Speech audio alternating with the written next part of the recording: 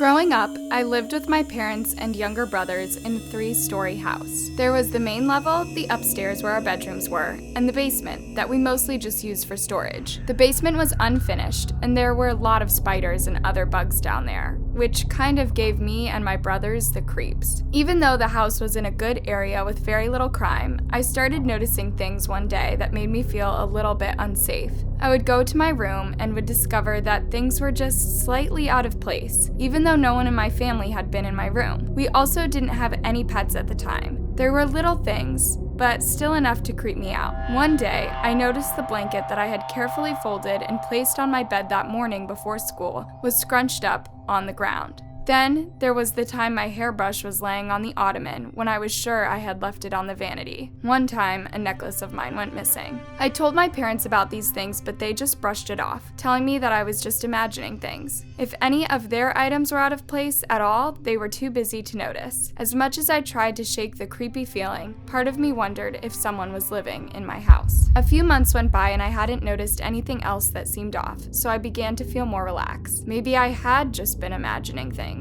One Saturday, my parents had to take my brothers to their baseball game. It was going to be an all-day drag in the hot sun. I asked my parents if I could stay home alone, and after some convincing, they agreed. I was thrilled. I could watch TV without fighting my brothers for the remote. I was maybe an hour into a movie when all of a sudden, I thought I heard voices coming from the basement. They were hushed, and I couldn't make out what they were saying. There was a television down there that my dad would watch from time to time. Had he forgotten to turn it off? When the voices started to get nearer, I began to panic. They were coming upstairs to the main level. As quietly as I could, I raced from the living room upstairs to my bedroom. I shut and locked the door behind me and pressed my ear to the wall to see what I could hear. There were at least 2 people, a man and a woman. I could hear them rummaging about in our kitchen and even heard a toilet flush. They must have heard my parents' car leaving the garage and assumed the house was now empty. My heart was pounding. What if they decided to come upstairs and go into my room? If they realized I was here, would I be in danger? I didn't own a cell phone, but I remembered that there was a landline in my parents' room. Could I get there without being seen or heard? I decided to take my chance and go for it. I carefully opened my door, attempting to make as little noise as possible. I could hear the intruders continuing their conversation downstairs, so they didn't seem to hear me. As quickly but as quietly as I could,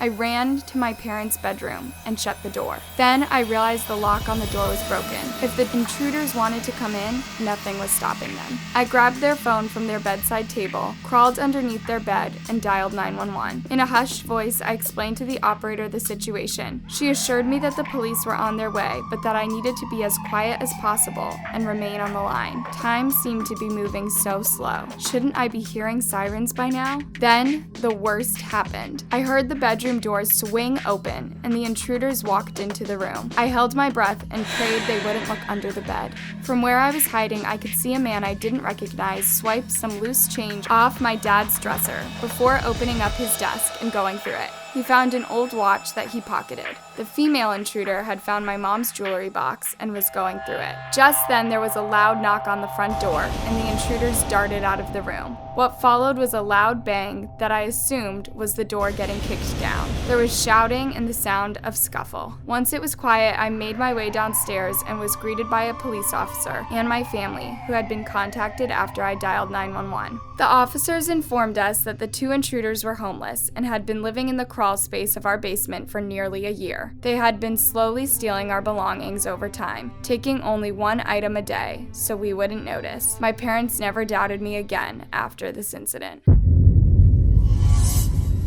After graduating college, my husband and I moved into an old house. It was in need of renovation and could use some repairs, but it was all we could afford at the time since we were just starting our careers. I worked from home as a freelance writer, and my husband worked as an English teacher at the local school. The house wasn't all bad. It had a decent-sized yard for our dog Coco to run around in, and a nice study with lots of sunlight where I spent most of my time working. It also had an old cellar that had once been used as a safe place in case of a a tornado. The cellar was dark, dimly lit, and always gave me the creeps. My husband stored some tools down there, but I never went down there myself. One morning, I reached into the refrigerator to find some orange juice, but found the carton empty. "Why did you put the empty orange juice carton back in the refrigerator?" I asked my husband, slightly annoyed. "I haven't had any orange juice," he said, barely looking up from his newspaper. Had I just finished the orange juice myself and forgotten about it? I didn't have an explanation. The next day, there was a similar strange incident. That evening, I asked my husband if we had any more of my favorite kind of chips. He told me he had just seen nearly a full bag in the pantry yesterday, but when we went to look, there were nowhere to be found. This time, both my husband and I were creeped out. He noted that he hadn't changed the lock since we first moved in, and maybe it was time to do so. I felt uneasy that night as I laid in bed, my husband snoring beside me. I couldn't sleep thinking about how someone may have been in our home. A loud crash disrupted my sleep and caused my husband to wake up with a start. He grabbed a bat from under the bed, and we both made our way downstairs.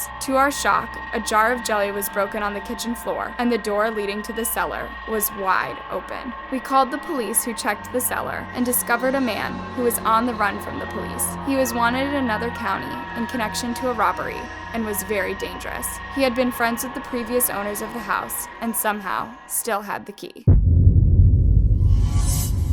When I was in my last year of college, a buddy and I decided to rent a house together on campus. It was cheaper than living in the dorms, and we were excited to throw parties with our friends. What we thought was going to be a fun experience quickly turned dark.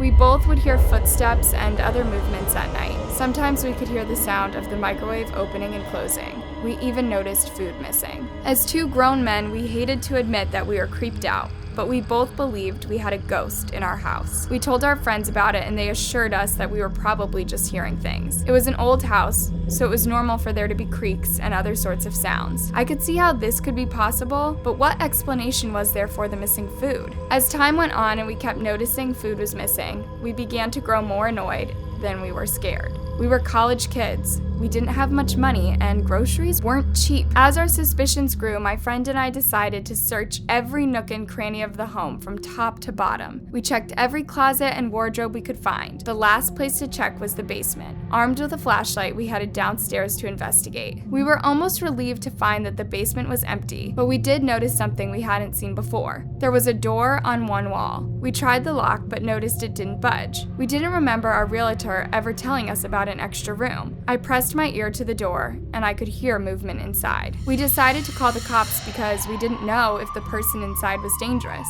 The cops knocked on the door several times but received no response. They eventually broke down the door and discovered a young girl. She had been held captive there by an older man for months before we even moved in. The suspect would feed her once a day, food he found from our pantry. The girl was transported to the hospital, but survived. As for the man, the police captured him when he returned to the property that night, and he is currently doing jail time. I often wonder what would have happened to the victim if my friend and I hadn't trusted our gut and searched the house.